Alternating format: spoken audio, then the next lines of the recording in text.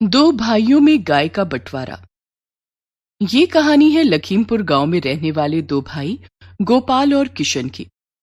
माता पिता की मौत के बाद दोनों भाइयों ने आपस में बंटवारा कर लिया। घर के दो टुकड़े हो गए, लेकिन उनके पास एक गाय थी। अब दोनों भाइयों ने एक गाय का बंटवारा किस तरह से किया और बंटवारे के बाद क्या हुआ, चलिए देखते हैं। लखीमपुर गांव में गोपाल और किशन दो भाई रहते थे। उनकी मां का देहांत तो पहले ही हो चुका था। कुछ दिनों पहले पिता नथुलाल भी चल बसे थे। गोपाल और किशन दोनों भाइयों की शादी हो चुकी थी, लेकिन दोनों की बीवियों की आपस में नहीं बनती थी। गोपाल की पत्नी चंदा और किशन की पत्नी चमेली में अक्सर लड़ाइयां होती रहती थीं। चंदा बड़ी थी, इसलिए वो चमेली को अपने जेठानी होने का रौब दिखाती थी और उसी से घर के सारे काम करवाती थी। दोनों भाइयों के पास एक गाय थी जिसका नाम जमुना था। चमेली, अभी तक खाना नहीं बनाया तूने? और ये जमुना क्यों चिल्ला रही है? देख, गोबर तो नहीं कर दिया उसने। एक काम ठीक से नहीं होता तुझसे। काम की ना काज की, दुश्मन अनाज की। ये क्या बोल रही हो दीदी? जरा जबान संभाल कर बात करो। अरे मैं बड़ी हूं, जो चाहे वो बोलूंगी। तुझे वही करना पड़ेगा जो मैं बोलूंगी। ये घर तेरे भैया चलाते हैं। खेत पर तो सारा दिन मेरा पति खटता है। भैया तो खेत पर जाकर चारपाई पर सो जाते हैं। मुझे सब पता है। ज्यादा दिन चलेगा नहीं ये सब, मैं बता रही हूँ। बड़ी जबान चल रही है तेरी, अभी बताती हूँ तुझे, रुक। और दोनों औरतों में हाथापाई होने लग जाती है। अपनी अपनी बीवियों को लड़ता देख दोनों भाई भाग खड़े होते हैं। इस तरह से तो नहीं चलेगा किशन, हमें कुछ करना पड़ेगा। बात तो सही कह रहे हो भैया, लेकिन हम क्या कर सकते हैं? बंटवारा या बंटवारा? लेकिन इसके अलावा और कोई चारा नहीं है। दोनों लुगाइयां ऐसे ही लड़ती रहेंगी तो हमें एक दिन हार्ट अटैक आ जाएगा। किशन गोपाल की बात मान लेता है। पंचायत बुलाई जाती है और गांव के मुखिया चमनलाल के सामने दोनों भाइयों के बीच बंटवारा हो जाता है। घर के बीचों बीच एक दीवार खड़ी हो जाती है। चलो भाई, हो गया बंटवारा, अब दोनों भाई शांति से रहो। ऐसे कैसे हो गया बंटवारा? गाय का बंटवारा भी तो करो। लेकिन गाय तो तुम दोनों के पास एक ही है। एक गाय को दो हिस्सों में कैसे बांटोगे? और वो रहेगी किसके पास? तभी गोपाल की पत्नी चंदा गोपाल के कान में कुछ फुसफुसाती है। मुखिया जी, ये गाय एक महीने मेरे पास रहेगी और एक महीने किशन के पास। मैं बड़ा हूँ, इसलिए सबसे पहले गाय मेरे पास रहेगी। ठीक है, दोनों भाई राजी हो तो मुझे क्या दिक्कत। किशन बड़े भाई की बात मान लेता है और शर्त के मुताबिक गाय जमुना को बड़ा भाई गोपाल अपने घर ले जाता है। जमुना काफी दुधारू गाय थी। वो देखने में जितनी सुंदर थी उतनी ही हृष्ट पुष्ट भी थी। जमुना का दूध पूरे गांव में मशहूर था। अरे गोपाल भैया, अच्छा किया जमुना को तुम ले आए। ये लो बाल्टी और 2 किलो दूध कर दो। हमारे घर के बच्चे तो जमुना का दूध ही पसंद करते हैं। कहते हैं जमुना का दूध बहुत गाढ़ा और स्वादिष्ट होता है। हाँ हाँ, अभी लो भैया 2 किलो दूध। अब सुबह शाम गोपाल के घर के बाहर ग्रामीणों की लाइन लगी रहती थी। गोपाल जमुना के दूध की दही जमाता और मिठाइयां बनाता। उसकी मिठाइयां पूरा गांव खरीदकर बड़े चाव से खाता। ये सब देखकर किशन की पत्नी चमेली जलने लगी। देखो जी, गोपाल भैया तो पैसों में खेल रहे हैं और पूरे गांव में दूध की नदियां बहा रहे हैं। तू परेशान क्यों होती है चमेली? बस 1 महीने की बात है। अगले महीने जमुना के दूध की नदियां हम बहाएंगे। गोपाल और उसकी पत्नी चंदा जमुना की बहुत सेवा करते। चंदा रोज सुबह सुबह जमुना का गोबर साफ करके उसे नहला देती। जमुना के आसपास भी वो साफ सफाई का बहुत ध्यान रखती। जमुना को मक्खी मच्छर से बचाने के लिए वो गौशाला में रोज धूप जलाती। गोपाल जमुना को बड़े प्यार से चारा खिलाता।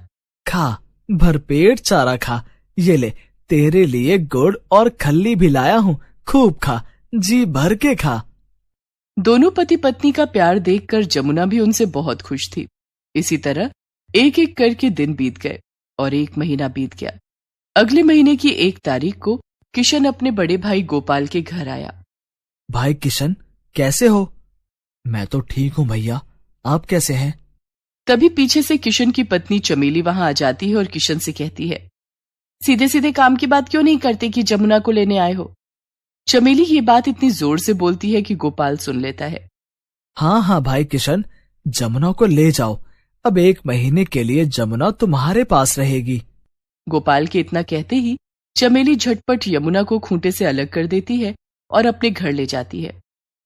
किशन के घर में जमुना के लिए कोई गौशाला नहीं था, इसलिए चमेली घर के दरवाजे पर ही खूंटा गाड़ कर यमुना को वहां बांध देती है। सुबह से शाम हो जाती है, लेकिन जमुना को कुछ भी खाने को नहीं मिला। रात में जमुना भूख से तड़प कर आवाजें लगा रही थी। तब किशन उसे चारा डालने के लिए जाता है। तभी चमेली वहां आ जाती है। ये क्या कर रहे हो? देख नहीं रही हो, जमुना को भूख लगी है, तुमने इसे चारा नहीं डाला। न मैं चारा डालूंगी और न तुम्हें चारा डालने दूंगी। लेकिन जमुना से तेरी क्या दुश्मनी है? दुश्मनी जमुना से नहीं, तुम्हारे भाई और भाभी से है। पूरे महीने तो उन लोगों ने जमुना के दूध के बहुत मजे उड़ाए हैं। दूध, दही और मिठाइयां बेचकर खूब पैसा कमाया है। लेकिन अब मैं ऐसा नहीं होने दूंगी। जमुना की हालत तो मैं ऐसी कर दूंगी कि ये किसी काम की नहीं रहेगी। तुम इंसानों का गुस्सा इस बेजुबान जानवर पर निकालोगी? तो क्या करूं? तुम्हारे भाई और भाभी से जाकर लड़ूं? नहीं नहीं, तुम भैया और भाभी से कुछ मत कहना। 2 भाइयों के झगड़े में बेचारी जमुना पिसने लगी। चमेली ना तो जमुना को चारा डालती और ना ही उसका गोबर साफ करती और ना ही उसकी साफ सफाई का ध्यान ही रखती। बेचारी जमुना के आसपास गंदगी फैल गई। मच्छर और मक्खियां उसका जीना हराम करने लगे। भूख प्यास से परेशान यमुना दिन भर चिल्लाती रहती। ग्रामीणों को दया आ जाती तो कभी कोई 2 रोटी डाल जाता, जिसे खाकर जमुना थोड़ी देर के लिए शांत हो जाती। लेकिन अगले ही पल फिर भूख से बिलबिला उठती। जमुना की यह हालत गोपाल और चंदा से देखी नहीं जा रही थी। सुनिए जी, आप देख रहे हैं ना, किशन और चमेली ने जमुना की क्या हालत कर दी है। मुझसे जमुना की यह हालत देखी नहीं जाती। उनसे कहो कि अगर जमुना संभाली नहीं जाती तो हमें दे दे। ये कैसी बात कर रही हो चंदा? शर्त के मुताबिक जमुना इस महीने किशन के पास ही रहेगी। जमुना को अब हम अगले महीने ही अपने घर ला सकते हैं। गोपाल की बात सुनकर चंदा चुप हो गई, लेकिन उससे जमुना का दुख देखा नहीं जा रहा था। रात होते ही जब सब सोने चले जाते तो वो चुपके से जमुना को खाना खिलाती। इस तरह से बेचारी जमुना एक वक्त का ही खाना खा पाती, जिससे वो बहुत कमजोर हो गई थी। धीरे धीरे करके जमुना के कष्ट भरे दिन बीत गए और 1 महीना पूरा हो गया। अगले महीने की 1 तारीख को गोपाल जमुना को लेने के लिए किशन के घर पर आया। हाँ हाँ भैया, अब आप जमुना को अपने घर ले जा सकते हैं। जमुना बहुत कमजोर हो चुकी थी। वो किसी तरह से चल पा रही थी। गोपाल जमुना को अपने घर ले आया। 1 महीने में क्या से क्या बना दिया हमारी जमुना को। चंदा ने जमुना को नहला धुलाकर साफ किया और चारा डाला। बेचारी जमुना ठीक से खड़ी भी नहीं हो पा रही थी। सुनिए जी, मुझे लगता है कि जमुना की तबीयत खराब है। ये तो खड़ी भी नहीं हो सकती है। जमुना ने दूध देना भी बंद कर दिया है। गोपाल डॉक्टर को बुलाकर लाता है। सही खुराक न मिलने की वजह से ये बीमार हो गई है। मैं कुछ दवाइयां लिख रहा हूँ, चारे में डालकर इसे खिला देना। गोपाल और चंदा ने जमुना की खूब सेवा की, लेकिन जमुना पहले की तरह स्वस्थ नहीं हो पाई। हमारी जमुना का क्या हाल कर दिया इन कसाईयों ने। चंदा की बात सुनकर गोपाल को एक उपाय सूझा। वो जमुना को खूंटे से अलग करके अपने साथ कहीं ले जाने लगा। जमुना ठीक से चल नहीं पा रहा था तो गोपाल उसे डंडे से मारने लगा।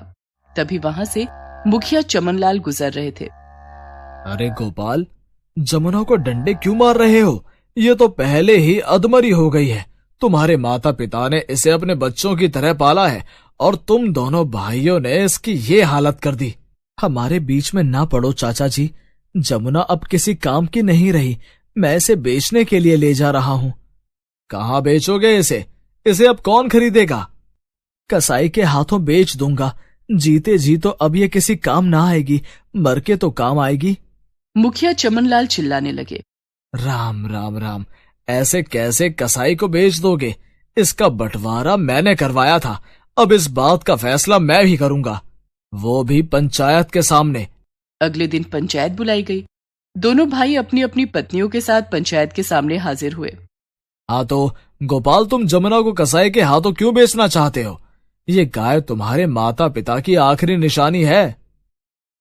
लेकिन मेरे छोटे भाई ने यह बात नहीं समझी कि जमुना हमारे माता पिता की आखिरी निशानी है।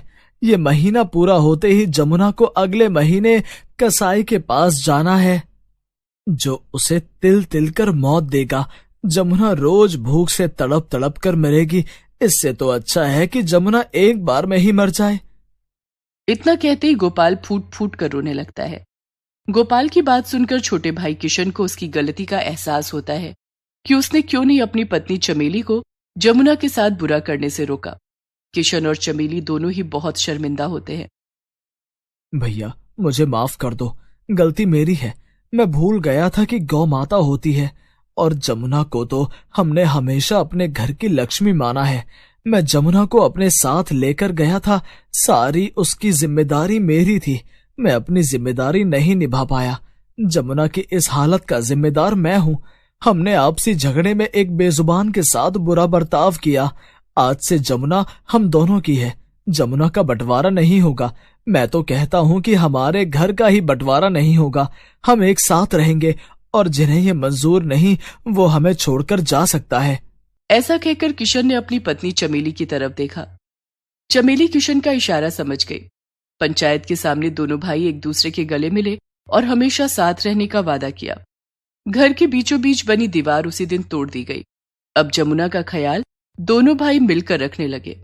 चंदा और चमेली को भी समझ आ गया था कि अब उनकी दाल नहीं गलने वाली है। जमुना ने दोनों भाइयों को फिर से मिला दिया था। जमुना का स्वास्थ्य धीरे धीरे ठीक होने लगा और वो पहले की तरह चमकने लगी।